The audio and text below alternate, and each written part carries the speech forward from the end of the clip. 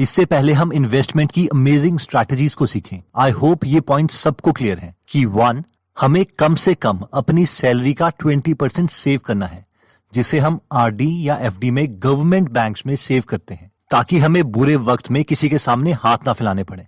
Next, अगर हम एक नॉर्मल लाइफ से ज्यादा पैसे कमाना चाहते हैं तो उसका एक ही सोल्यूशन है कि हमें पैसों से काम करवाना पड़ेगा, यानी पैसों को कहीं इन्वेस्ट करना पड़ेगा। अब चाहे वो रियल एस्टेट हो, एक प्रॉपर बिजनेस हो या शेयर मार्केट हो। शेयर मार्केट में स्टार्ट करने के लिए हमें बहुत ही कम पैसों की जरूरत है और इसीलिए इस वीडियो में हम शेयर मार्केट की इन्वेस्टमेंट स्ट्रैटेजीज को सीखेंगे। शेयर मार्केट इसीलिए भी अच्छा है क्योंकि अगर हमें ये स्किल आ जाती है तो हम किसी और के बिजनेस के टुकड़े को खरीद सकते हैं, उनके शेयर्स लेके। और एक बार जब हम शेयर्स खरीद लेते हैं उसके बाद उस बिजनेस में वो बिजनेसमैन काम करेगा। जस्ट इमेजिन, हम एक बार शेयर्स खरीदते हैं और उसके बाद वो हमारी पैसिव इनकम बन जाती है। अब ऑब्वियसली हर किसी के पास ये स्किल नहीं है, लेकिन आज की इस वीडियो में हम इसी स्किल से कुछ प्रिंसिपल सीखेंगे। तो आइए स्टार्ट करते हैं। वॉरेन बफेट, जो कि दुनिया के सबसे अमीर इन्वेस्टर हैं, उन्होंने कहा था कि जिसे फाइनेंशियल स्टेटमेंट्स पढ़ने नहीं आती उसे इंडिविजुअल स्टॉक्स नहीं खरीदने चाहिए।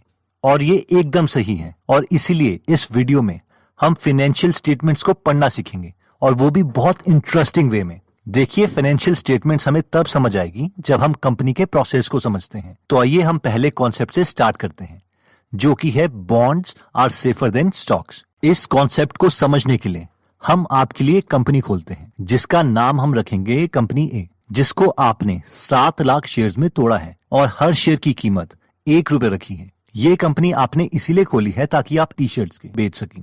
अब आप जब इस बिजनेस की कैलकुलेशंस करते हैं तो आपको पता चलता है कि इस बिजनेस के लिए स्टार्टिंग में आपको ₹10 लाख चाहिए। अब क्योंकि आप समझदार हैं इसलिए आप सोचते हैं कि इस बिजनेस में सारे पैसे मैं खुद के क्यों इन्वेस्ट करूं। आप कंपनी ए में सिर्फ ₹5 लाख इन्वेस्ट करते हैं और 5 लाख शेयर्स के ओनर बन जाते हैं। लेकिन बाकी के ₹5 लाख कहां से आएंगे? आप अपने 2 दोस्तों से बात करते हैं और वो दोनों दोस्त आपको पैसे देने के लिए राजी हो जाते हैं। आपका पहला फ्रेंड राम आपको ₹3 लाख देता है, जिसके बदले उसे आपकी कंपनी से 3 लाख का बॉन्ड सर्टिफिकेट चाहिए। अब आप बोलेंगे, ये बॉन्ड सर्टिफिकेट क्या है? बॉन्ड बेसिकली एक सर्टिफिकेट है जिसमें लिखा हुआ है कि आप अपने दोस्त को ₹3 लाख वापस करेंगे विद इंटरेस्ट, जस्ट एक लोन की तरह जो आपने बैंक के बजाय अपने दोस्त से लिया है। और इसके बाद आपका दूसरा दोस्त श्याम भी आपको ₹2 लाख देने के लिए राजी हो जाता है, लेकिन इस ₹2 लाख के बदले उसे आपकी कंपनी में 2 लाख शेयर्स चाहिए ₹1 के हिसाब से, यानी आप उसे अपनी कंपनी में 2 लाख की इक्विटी देंगे। तो अब हम आपकी कंपनी ए की बैलेंस शीट बनाते हैं। तो एक कंपनी की बैलेंस शीट में बेसिकली 2 चीजें होती हैं, एसेट्स और लायबिलिटीज। अब इसमें एसेट्स और लायबिलिटीज की डेफिनेशन रिच डैड और पुअर डैड की बुक से थोड़ी डिफरेंट है। एसेट्स वो चीजें हैं जो कंपनी ओन करती है, जैसे कि कोई कैश, प्रॉपर्टी, कोई मैकेनिकल टूल जो कंपनी को चलाने के लिए चाहिए, एक्सेट्रा। जबकि लायबिलिटीज वो चीजें हैं जो कंपनी को किसी को देनी है, फॉर एग्जाम्पल बैंक लोन या बॉन्ड्स की फॉर्म में लिया हुआ लोन, या फिर इक्विटी से कलेक्ट हुआ पैसा जो कि शेयर होल्डर्स को वापस देना है। तो आपकी कंपनी ए की बैलेंस शीट कुछ इस तरीके से दिखाई देगी, जिसमें लेफ्ट साइड में आएगा एसेट्स और राइट साइड में आएगा लायबिलिटी। आपके पास एसेट्स हैं सिर्फ ₹10 लाख की टी शर्ट्स के, क्योंकि आपने अपना सारा पैसा इसी में इन्वेस्ट कर दिया। जो ₹5 लाख आपने खुद इन्वेस्ट करे थे, ₹3 लाख जो आपके फ्रेंड राम ने दिए थे और ₹2 लाख जो आपके फ्रेंड श्याम ने दिए थे। अब राइट साइड की लायबिलिटी में इसमें है ₹3 लाख के बॉन्ड्स जो आपको आपके फ्रेंड राम ने दिए थे। सेकंड लायबिलिटी है 2 लाख इक्विटी की, जिसमें 2 लाख शेयर्स हैं जो कि श्याम के हैं। और थर्ड लायबिलिटी जो कंपनी के ऊपर है वो है आपकी, जो कि है 5 लाख शेयर की, क्योंकि 5 लाख आपने भी कंपनी को दिए हैं।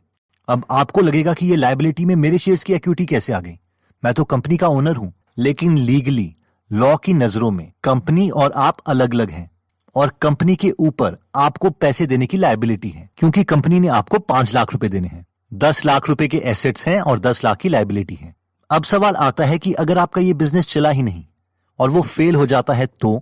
अब क्योंकि आपके पास 10 लाख की टी शर्ट्स हैं तो आप मार्केट में जाते हैं उसे बेचने के लिए, लेकिन दुकानदार आपको सिर्फ ₹3 लाख देता है, क्योंकि उसकी नजरों में आपके 10 लाख की टी शर्ट्स की कीमत सिर्फ ₹3 लाख है। I am sorry for the loss, अब आपके लॉस के लिए सॉरी, बट मेन पॉइंट ये है कि ये जो ₹3 लाख आपके 10 लाख की टी शर्ट को बेच के मिले हैं वो किसको जाएंगे? आपको, आपके फ्रेंड राम को जिसने आपको ₹3 लाख दिए थे बॉन्ड्स के लिए, या आपके फ्रेंड श्याम को जिसने आपको ₹2 लाख दिए थे स्टॉक्स के लिए। अब आप सोचेंगे कंपनी तो मेरी है, कम से कम ये ₹3 लाख मैं तो रखूं, लेकिन ऐसा नहीं होगा। ये ₹3 लाख आपके फ्रेंड राम को जाएंगे।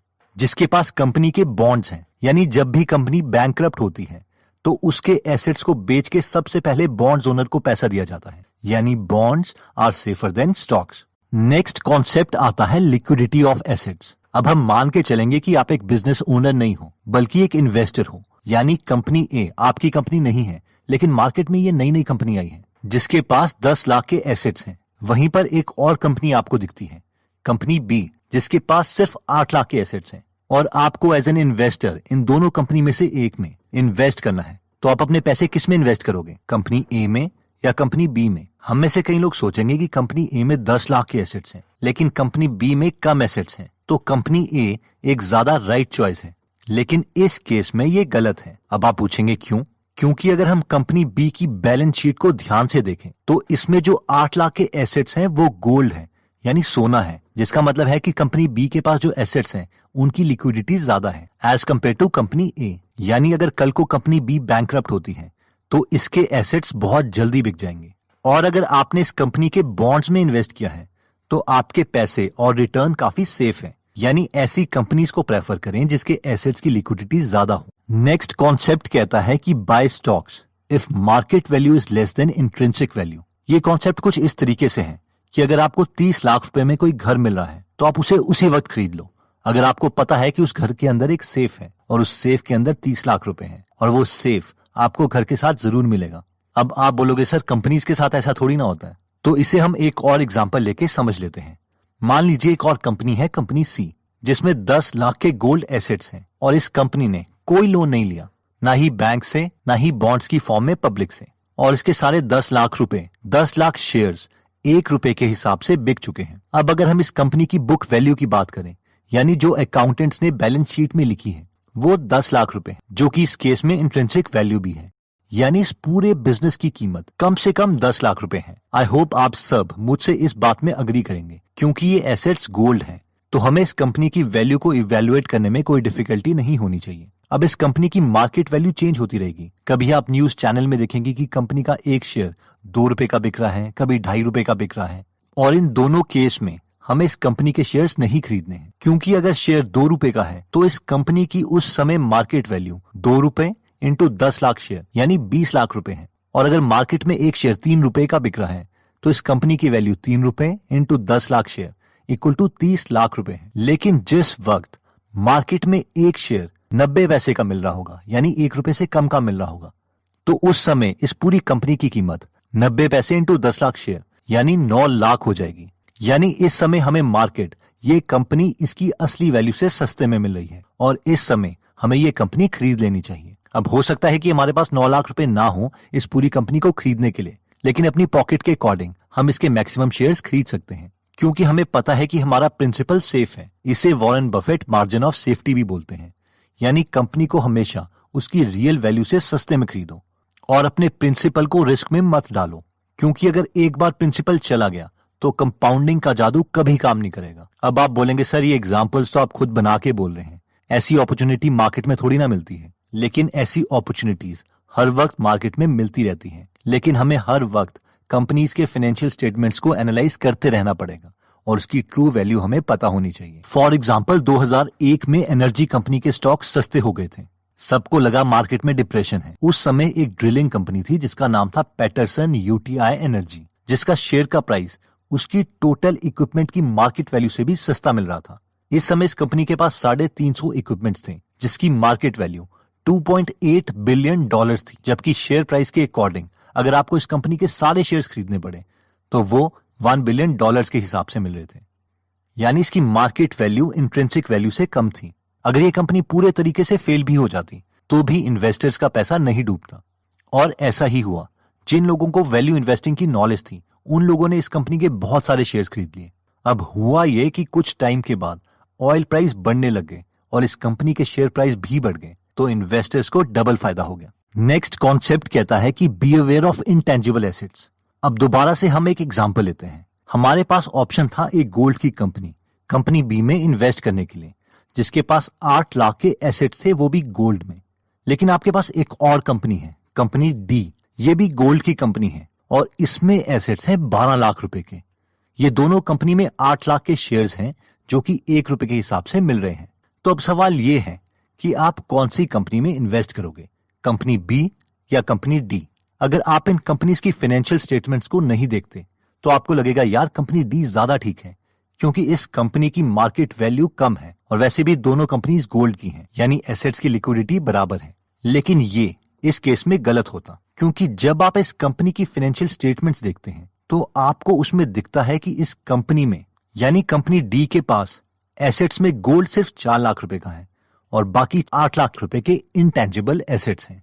अब आपको समझ नहीं आता कि ये इंटेंजिबल एसेट्स कौन से हैं, इसलिए आप कंपनी डी में कॉल करते हो तो वो आपको बताते हैं कि कंपनी डी ने जो रिसेंटली अमिताभ बच्चन के साथ ऐड की थी इस कंपनी को प्रमोट करने के लिए, तो उसमें 8 लाख रुपए लग गए थे और यही कंपनी का एसेट है जो कि उन्होंने अपनी फाइनेंशियल स्टेटमेंट में एसेट्स के कॉलम में लिखा है। अगर आप कंपनी डी को एनालाइज करो तो आपको भी पता है कि ये ऐड की वीडियो कोई रियल एसेट नहीं है और बैंक्रप्सी के केस में इसे बेचा नहीं जा सकता, इसलिए कंपनी डी की वैल्यू सिर्फ 4 लाख रुपए है। यानी एक शेयर की वैल्यू 4 लाख रुपए डिवाइडेड बाय 8 लाख रुपए 50 पैसे है। मार्केट में ये चाहे जितने का भी बिक रहा हो और जिस दिन इसके हर एक शेयर की कीमत 50 पैसे से कम हो जाएगी हम इस कंपनी के शेयर्स उसी वक्त खरीदेंगे। तो दोस्तों इस वीडियो में हमने देखा था कि हमें कंपनी के शेयर्स तभी खरीदने चाहिए जब हम उसकी फाइनेंशियल स्टेटमेंट्स पढ़ना जानते हो, वरना म्यूचुअल फंड्स या बाकी चीजों में ही इन्वेस्ट करें। वैसे फाइनेंशियल स्टेटमेंट में 3 स्टेटमेंट्स होती हैं, इनकम स्टेटमेंट, बैलेंस शीट और कैश फ्लो स्टेटमेंट। इस वीडियो में हमने बैलेंस शीट के बहुत ही बेसिक प्रिंसिपल्स को टच किया है।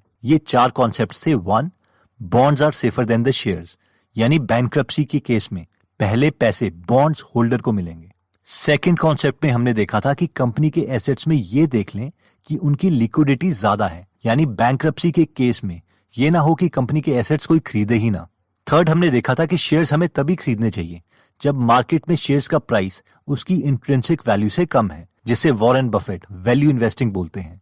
और फोर्थ पॉइंट हमने देखा था इंटेंजिबल एसेट्स का, यानी कई बार कंपनी अपनी ज्यादा वैल्यू दिखाने के लिए इंटेंजिबल एसेट्स को एसेट कॉलम में दिखा देती है, इसीलिए हमें फाइनेंशियल स्टेटमेंट को पूरा पढ़ना जरूरी है। अब नेक्स्ट सवाल आता है कि हम फाइनेंशियल स्टेटमेंट्स को पढ़ना कैसे सीखें, इसमें और अच्छे कैसे हों। तो इन माय जेन्युइन ओपिनियन ये आपको कोई यूट्यूब वीडियो नहीं सिखा सकती। इसके लिए आपको मैं 4 बुक सजेस्ट कर सकता हूँ। पहली बुक है security analysis by Benjamin Graham.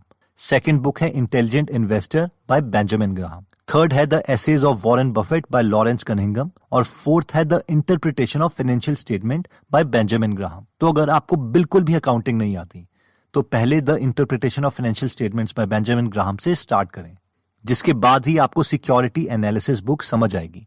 आपने देखा होगा कि इन 4 में से 3 बुक्स बेंजामिन ग्राहम ने लिखी हैं, जो कि वॉरेन बफेट के गुरु थे। अब अफसोस की बात यह है कि वॉरेन बफेट ने कोई बुक नहीं लिखी, लेकिन वो हमेशा अपनी वेबसाइट में एसेज और लेटर्स लिखते हैं अपने शेयर होल्डर्स के लिए, जिसे कंपाइल किया गया है the essays of Warren Buffett में। दोस्तों अगर आप सीरियस हैं इन्वेस्टिंग में तो आपको ये बुक्स जरूर खरीदनी चाहिए। ये एक डिक्शनरी की तरह है जिसकी जरूरत आपको बार बार पड़ेगी। तो इन बुक्स का लिंक मैं डिस्क्रिप्शन में दे दूंगा। नेक्स्ट सवाल आता है कि हम किस प्लेटफॉर्म को यूज करें शेयर्स खरीदने के लिए। इसमें तो बहुत पेपर वर्क रिक्वायर्ड होगा, या कोई ऐसा तरीका है जिसमें पेपर वर्क बहुत कम हो।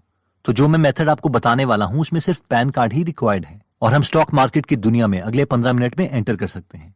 इस प्लेटफॉर्म का नाम शायद आपने ऑलरेडी सुना होगा, जो कि है अपस्टॉक्स। अब सवाल आता है कि अपस्टॉक्स है क्या और इसमें हम क्या क्या कर सकते हैं। फर्स्ट, इसमें हमारा फ्री डीमैट अकाउंट बन जाएगा, जिससे हम कम से कम 600 रुपए बचा सकते हैं। सेकंड, इसमें 28,000 रुपए के और भी बेनिफिट्स हैं, जिसकी डिटेल्स मैं डिस्क्रिप्शन में दे दूंगा। फोर्थ, ये ऐप के प्ले स्टोर में 1 बिलियन से ज्यादा डाउनलोड्स हैं और रिव्यूज भी अच्छे हैं, यानी लोग इससे सेटिस्फाइड हैं।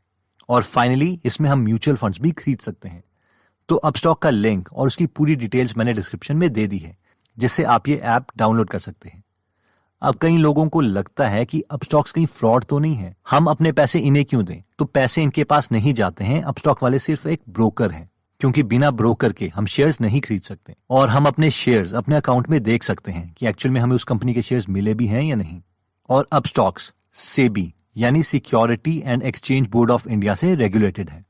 दोस्तों अगर आप द इंटेलिजेंट इन्वेस्टर की बुक समरी पढ़ना चाहते हैं या फिर 100 से ज्यादा बिजनेस या बाकी इन्वेस्टिंग की बाकी बुक्स पढ़ना चाहते हैं तो आप गीगल ऐप डाउनलोड कर सकते हैं, जहां पर आप ट्रैवलिंग के टाइम में या अपने फ्री टाइम में हिंदी में बुक समरी सुन सकते हैं। तो अगर आप इस ऐप में इंटरेस्टेड हैं तो इसका लिंक भी मैंने डिस्क्रिप्शन में दे दिया है।